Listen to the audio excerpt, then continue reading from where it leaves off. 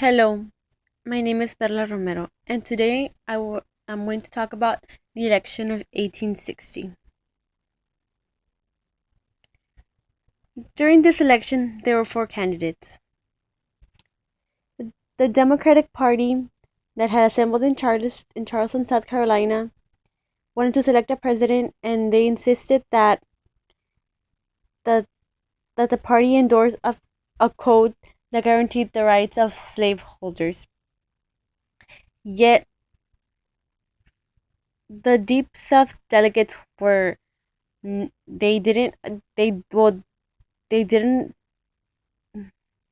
agree with this, so they walked out.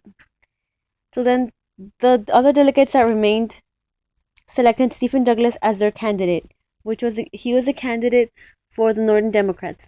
The Southern Democrats, meanwhile, selected John C. Breckinridge. And then the Constitutional Party, which was made of the former Whigs, Know Nothing, and pro-union Democrats, nominated John Bell of Tennessee. And the Republicans selected Abraham Lincoln as president.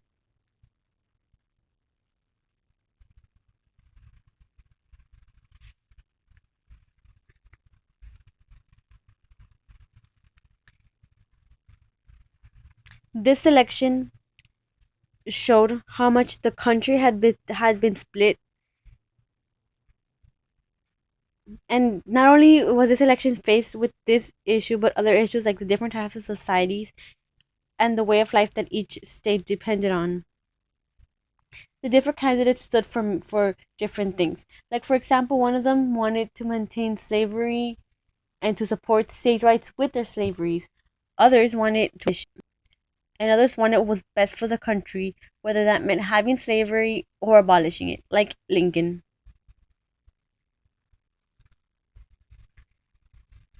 During this election, there were two separate campaigns, the one in the north, which was Lincoln against Douglas, and the one in the south, which was Breckinridge against Bell. The Republicans didn't campaign the south, thus Lincoln didn't even appear in the southern ballot.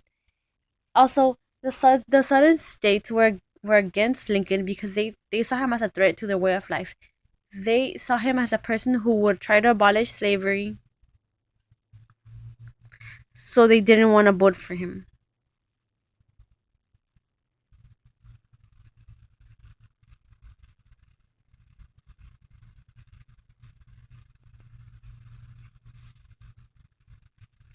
Many thought that he was for abolishing slavery, that if he were to win, he would put an end to their way of life. Then, Lincoln won the presidency with 39.9% of the popular vote.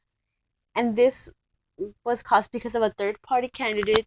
So the southern states, none of the other southern or Democratic nominees won the presidency because of third party candidates. Lincoln also won the Electoral College votes with 180 votes, which was 57 more than the combined total of his opponents.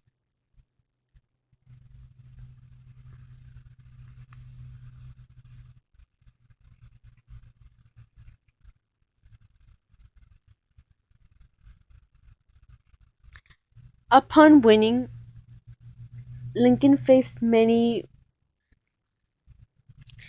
problems. For example, South Carolina wanted to secede from the Union.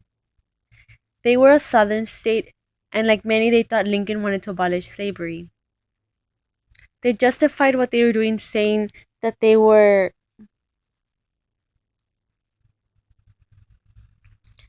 sovereign entities and they could leave the Union as free joined.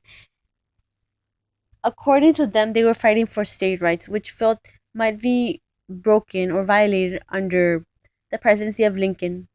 They felt that it was their right to keep their slaves and to treat them how they wanted, since they were their own little entities that could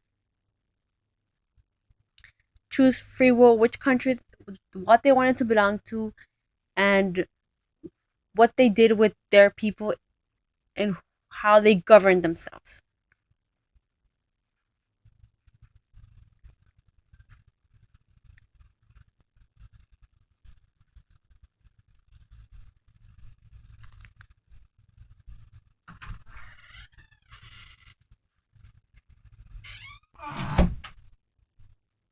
Of course, Southern states should not have feared, since Lincoln only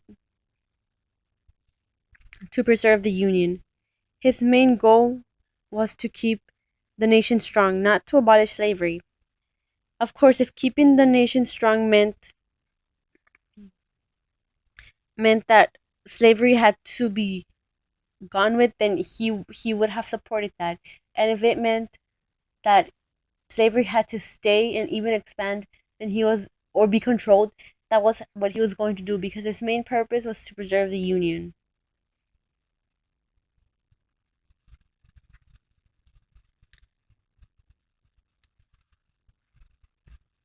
Later on, of course, many other states followed secession, like the which were the southern states: Georgia, Florida, Alabama, Mississippi, Louisiana, and Texas. And these states, according to them, were also fighting for state rights. Lincoln's accession to power led to what we today know as